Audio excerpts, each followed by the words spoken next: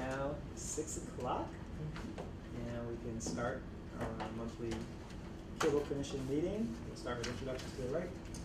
Doris McMillan. Malcolm Augustine. Thompson. Samson of Hawaii. Okay, and Commissioner Tarlow let us know that he would not be able to be here tonight. And so we can move right into approval of the minutes. Everybody get a chance to take a look at those minutes. And are there any updates or corrections or comments within them? Anybody have? No? If not, can I get a motion to accept the minutes as presented? I move that we accept the minutes as they have been presented. Do we have a second? Second. All those in favor? Aye. Opposed? None? Okay, great. So do we have action items tonight? There are. Alrighty. So then on the monthly reports. For the month of August 2014, Verizon had 6 open calls and 6 closed calls. Comcast had 6 open calls, 4 closed calls, and there were 3 outstanding calls. The first outstanding call is a repair issue with Stephen Gordy. Mr. Gordy filed his complaint in June of 2014 in reference to his television reception. He was having television reception issues. He contacted Comcast on several occasions. Several technicians came out. Then he decided to contact the Cable Commission. We worked with Comcast, the Cable Commission. They were able to go out and assess the property and saw that he needed a plan extension and a permit to do the plan extension. As of 9/11, Comcast has received the plan extension from. They're just waiting for this utility to go out and mark the grounds. We have an ETA of a completion date within 2 weeks of the date of 9/11. You said within 2 days of that date? 2 weeks. 2 weeks, okay. Yes. The next Comcast customer, Mr. Christopher Smith, filed his complaint on August 7, 2014. Mr. Smith is a Comcast customer who agreed to a 2-year contract with Comcast at the rate of $89.99. After 1 year, he noticed that his bill had increased. He contacted Comcast, and Comcast stated that his agreement was only 1 year. He disputed his contract, wanted a written copy of his contract, but to no avail. As of 9/16, we were able to not only get him a new contract for 2 years at the same original pricing at $89.99, and he also received a copy as of 9/24 in writing his contract.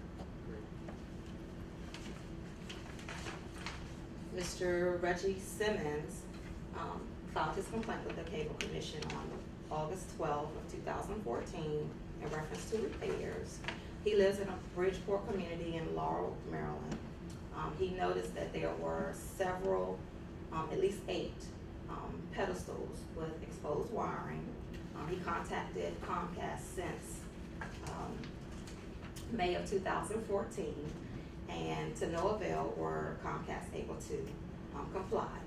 We contacted Comcast after he filed his complaint. He sent us pictures as well as sending Comcast pictures.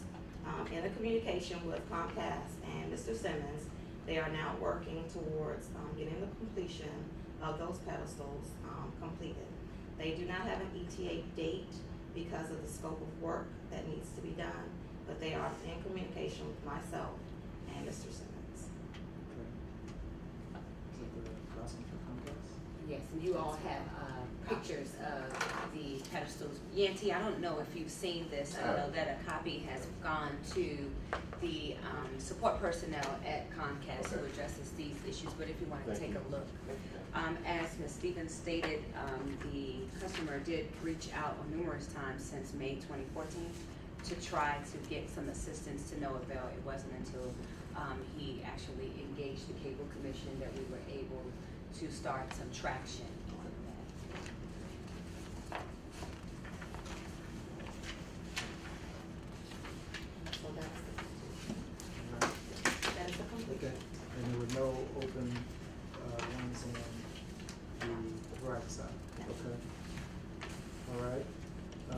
sorry, Mr. Augustine, you said were there any open? There were 6 that were opened, but all 6 have been closed. That's what I meant. Okay. They've been resolved, Yes. right? Yes. Yeah. Okay. Yeah, okay. All right.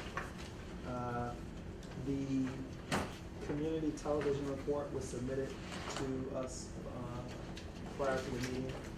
Looked to me, the information was, similar to what we've seen in the past.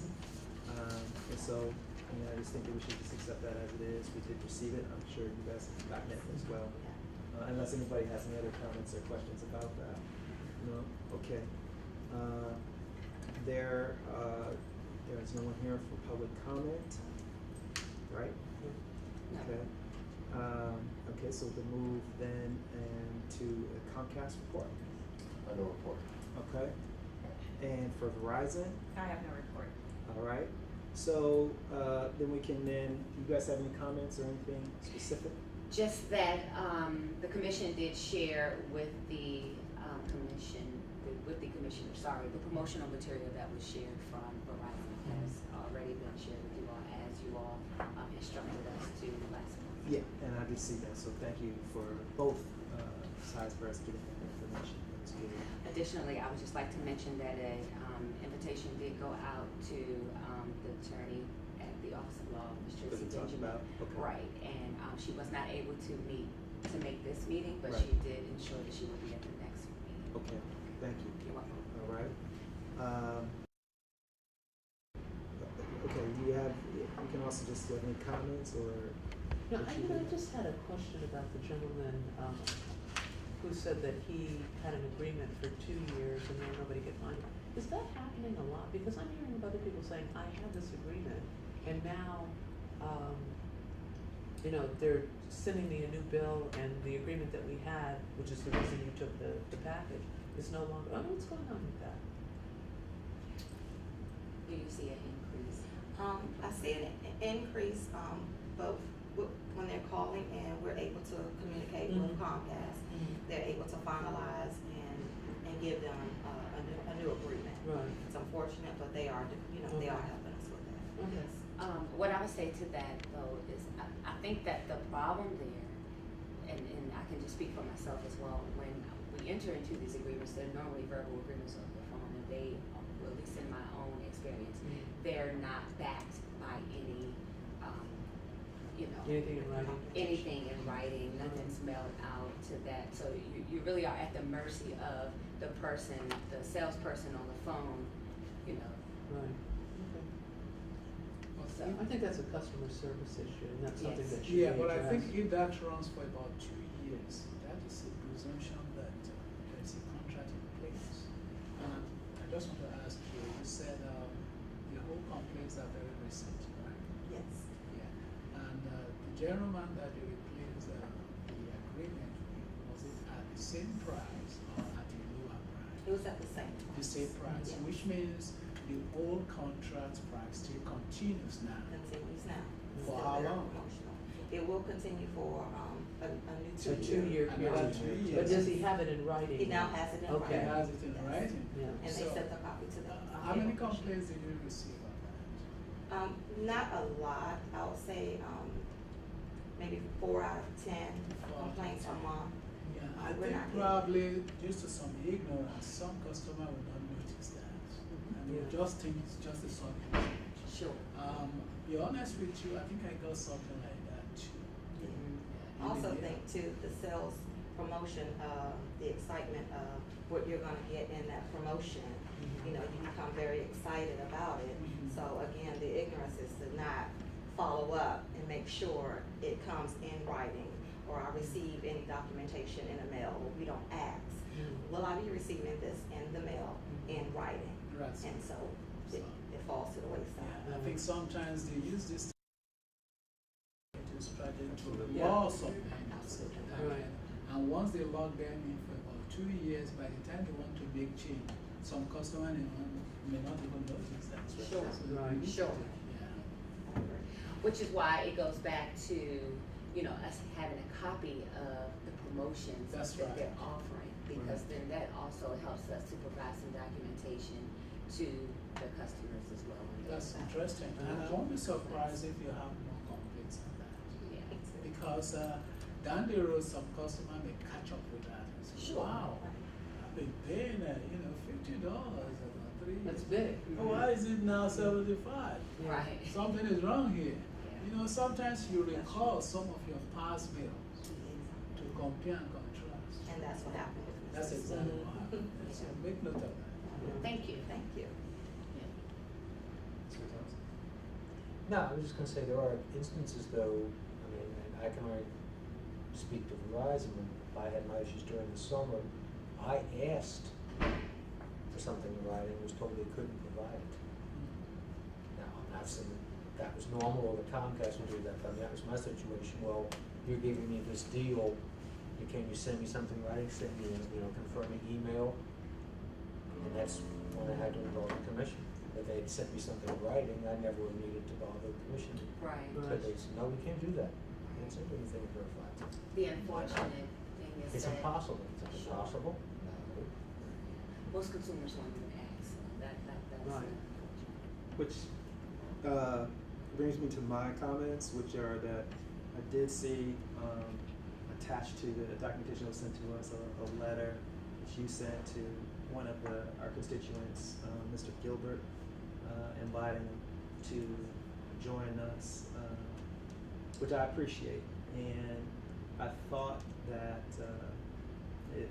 was that just a singular practice on your part, or is that Oh, no, every the regular? person who registers a complaint, we invite them out to the commission. Okay, so you just shared with the commission what you all are doing as far as like with this particular one, but just in general, we should know that those letters are going out. The reason Yes. why I'm saying that is because of what everyone has said, which is that we only see a very small number, obviously, of what other people are experiencing. Sure. And we've talked about it before as far as how do we be more encouraging to people to know that we're a resource for them. And so I like that letter. And, if it hasn't brought people, maybe we should look at it and see, maybe we can change the language or something like that, just to be more encouraging for folks to come and to participate. But conceptually, I like that you are doing that. That's really good. Sure. I would say though, from, not fiscal year, but actually calendar year, our numbers have grown exponentially. And I think it's because we are doing a far better job of letting the constituency know that the cable commission is out there and that we are, an active resource that's available for them to help them to, not go it alone when they do have issues. So, those are reports and analytics and everything that we even run on the website that lets us know how many hits that we're getting, and even to the extent of how many viewers that we get, over the internet. So we are really doing, but it is also a FY15 goal to increase the numbers as well, because I am one who also believes that this is a great resource that does not get used far. Yeah, I think we're just saying Yeah. the same thing. I'm not trying to say that you all have not Sure. done that, Sure. but just as we know that, unfortunately, this is something that is in everyone's home, so they all are interacting. And I know, maybe you probably do too, whenever I say, oh yeah, I'm on the cable commission, I hear multiple grumbles, Mhm. so I'm just saying, so whatever we can do to increase it, I think is good. And I definitely appreciate that letter and the efforts that you're doing to get people to come. And I would encourage the commissioners that if you have any, ideas, that you shoot them to us, because, we could start think tanks and things of that nature to actually, make this more available. That sounds great. Okay, fantastic. Anybody else have any other comments for now? Okay, our next meeting is set for October the 22nd, and look forward to seeing everybody then. And our meeting is adjourned. Thank you. Thank you. Thank you. That's right. I told you your dad was the man.